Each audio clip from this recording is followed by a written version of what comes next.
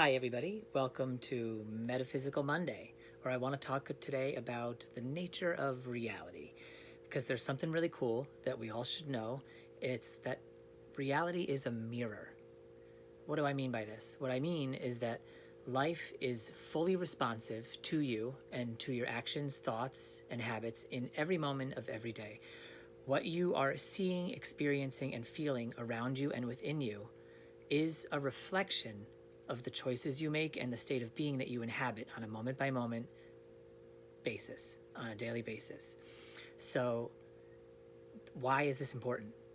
Because it's to our advantage, because there is a 5-step process that you can do to change the reflection.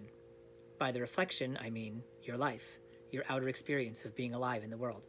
And the way to change the outer reflection is to do the thing that I'm describing right now. First, number one, notice that life is a reflection. How can you do this? Well, we've heard it said in ancient cultures for as long as I can remember, in many different ways, that what you sow you shall reap. The energy that you put out comes back to you. What goes around comes around.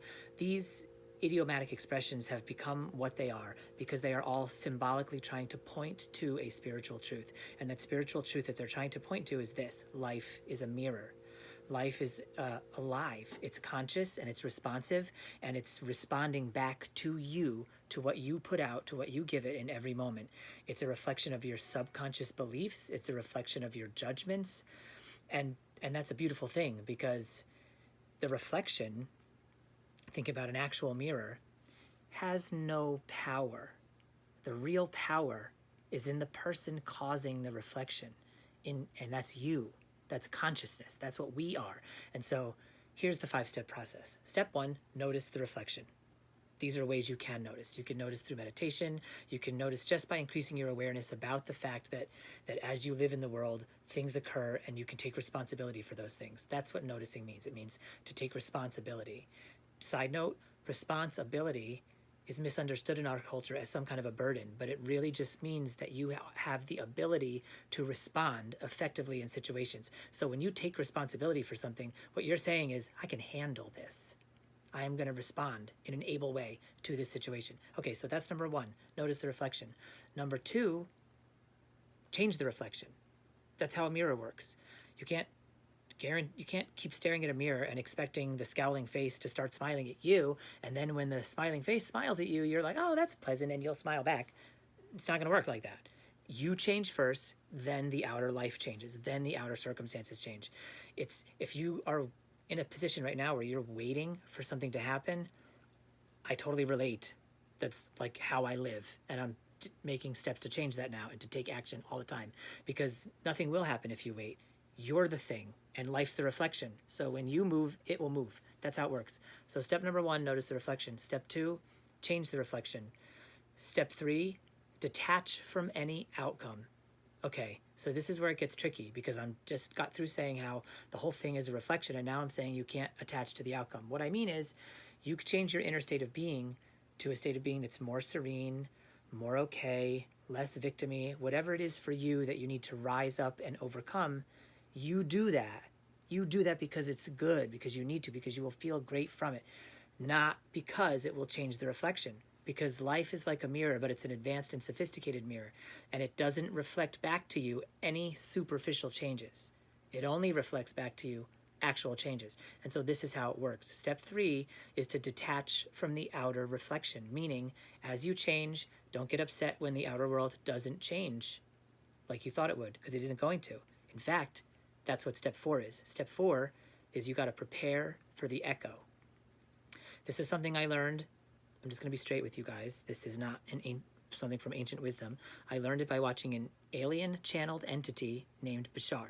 But I don't question where the wisdom comes from. If it resonates, I'm going to use it and I'm going to say it. So in this case, you prepare for the echo. What the echo is when you make a change and you respond different, and you make an internal change and you say, I'm going to be different now. And in order for you to prove to yourself that that change has stuck, you create in your own outer reflection an echo.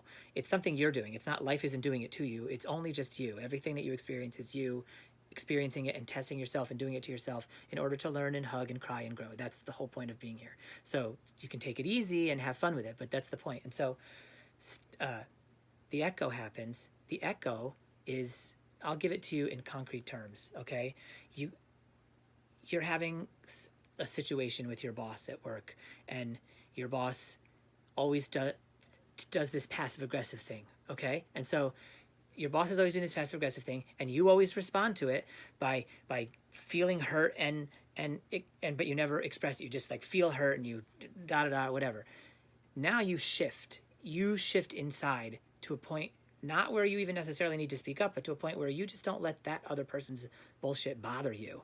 So you've changed now. So then here's the echo. They come back and they are passive aggressive again. They don't change just because you changed. But here's where the magic is. When you shift and you respond differently internally to that passive aggression, to whatever that thing is that you are trying to avoid, you will experience it less. When you make that shift inside, dealing with that thing is gone from your reality. It goes away. It goes away in one of two ways. Either they're literally not a vibrational match to you and it doesn't happen anymore and they don't stop by your office anymore, or it doesn't bother you at all and your skin is so thick that in your reality it's different now. That's what shifting means. And so it's tricky because you have to notice the reflection and then change, and then you have to detach from the outcome and prepare for the echo, because the echo is going to be the thing that tells you if you've really changed. You're going to experience the same phenomena again, whatever that situation is, whatever that trigger is. And when you react differently, then you know you've successfully done your self-work and you've changed. And at that point, the experience that you've been trying to avoid, that you've been trying to change in order to get rid of it from your reflection, it will be gone from your reflection. That's what happens. But you got to deal with the echo first. Cool. Reflect on that, guys. Life's a mirror. Much love.